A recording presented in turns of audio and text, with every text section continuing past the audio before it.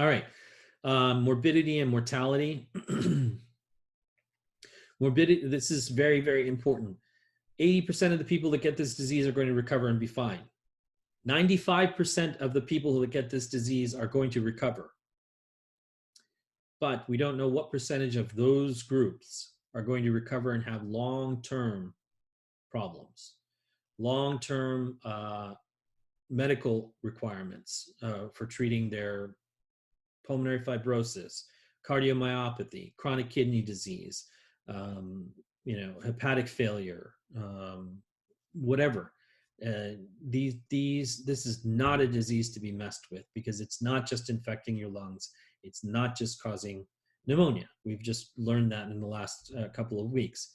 It is a disease. It's an antiviral etiology. It causes immune modulatory problems. It causes microangiopathy and clotting problems, and those can affect anything and everything. People have come out of this recovered. They can't think straight. They feel foggy. They can't concentrate. They can't walk up a flight of stairs 4 weeks after recovering from it. This is not good. And then there's some people that, again, like I said, they got sick, they had a cough for a week, and it went away. Okay, so we don't fully understand this disease. We want to know, and we'll get here, what percentage of people and why. What percentage of people suffer the mild course of disease and why? Is it because of the strain they had? Is it because of the concentration or the type of ACE molecule that they express genetically? Whatever, we need to figure that out. And it's going to take a little bit of time. It's not something we can do in days to weeks. It's something that we need some time. All right.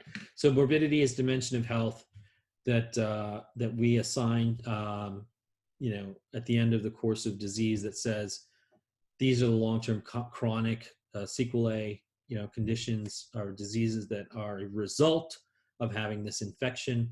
And then we can use these to follow the patient and evaluate their health status. And in the population, we can follow the prevalence of the health problems that emerge. So what percentage of people end up with lung fibrosis? What percentage of people end up with chronic kidney disease or with cardiomyopathy? Those are things that we need to figure out. Mortality, my favorite saying, did you die?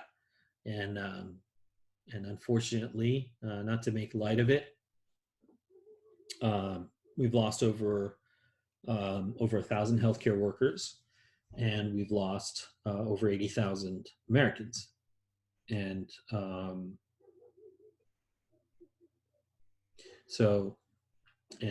I've lost some friends and some family, not direct family, but and colleagues. And so it has a cost. If you haven't seen it, know that it's there. It's got a cost. Next. Sanjay. Yeah. Yeah, please go ahead. Yeah, it's Joanne. I'm with Gina. Yes, Joanne, go ahead. We lost you for a little bit, so if someone already did ask this question, I apologize. But this afternoon when I came home and I was listening to the local news, and they're saying how many people were cured and left the hospital. How are these people being treated? Like, what are they being given in the hospitals to enable them to be able to walk out? So that's a great question. I want to answer that as plainly as possible. Okay, 4 to 6 weeks ago, they were given supportive therapy. What we mean by supportive therapy was just to make them comfortable. We needed to control their fever. We needed to make sure that they're hydrated. Just the basics. Make sure that they don't enter a phase where their oxygenation is so low that we would need to supplement beyond just nasal cannula or oxygen face mask, but actually intubate them and put them on a ventilator. That was the strategy 4 to 6 weeks ago. Emerging in the last couple of weeks is more of pharmaceutical intervention. Like, okay, make sure that they don't enter a phase called cytokine storm, So we've been using the basics like prednisone to get their immune system to calm down and not to create a situation where it's attacking the lungs and all the other tissues because it's been activated. So that's one. So just the very basic tools of acute care medicine, and then also we found that with clotting, severe clotting in some patients emerged, and we started to use low molecular weight heparin, again, an old standby, to make sure that we don't get the clotting that we saw in those initial patients that caused them to, some of them are losing digits because their fingers and toes turn black because of the little vessels in their extremities get clotted.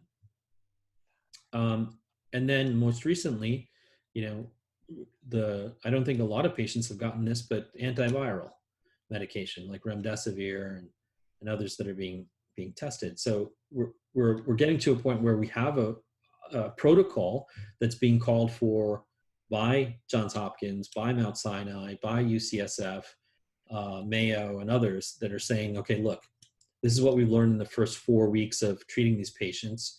We've assembled all the evidence, and this is how we got them out of the hospital. We controlled their fever, we controlled their airway and their breathing and their oxygenation. We let the worst of the virus do its thing with the lungs and whatever, and then we kept them stable until everything subsided. The course of the disease went, it took its normal course. And for 80% of the people that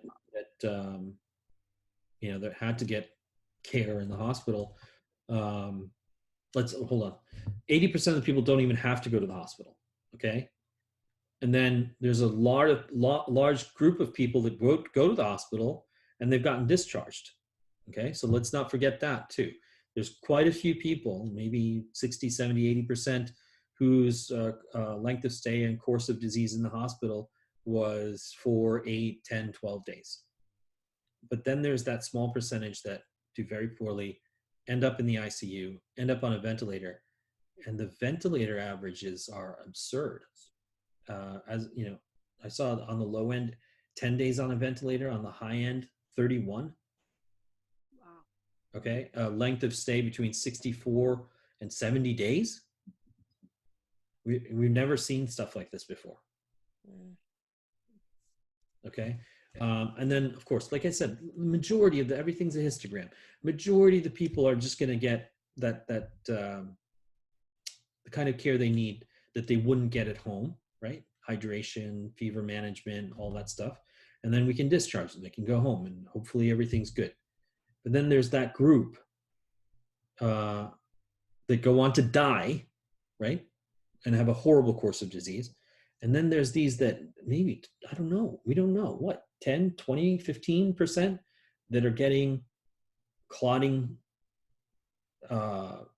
kidney issues, neurological issues, peripheral vascular damage, cardiac damage, pulmonary fibrosis, pericarditis. So, well, are these problems just aggravated? I can't think of a better word. Because did they have them beforehand? Or did they already had them? No. That's a different group of people altogether. In fact, I would include those people that were really of poor health as the ones that end up in the ICU. I'm talking about healthy people, marathon runners. Okay. There's some group, 15, 20, I don't know yet, that fare poorly and leave the hospital with sequelae. Okay, and the word we use is sequelae is stuff that follows you, stuff that happens as a result of the disease. Comorbidity, they're morbidities that came with the disease. Okay, thank you.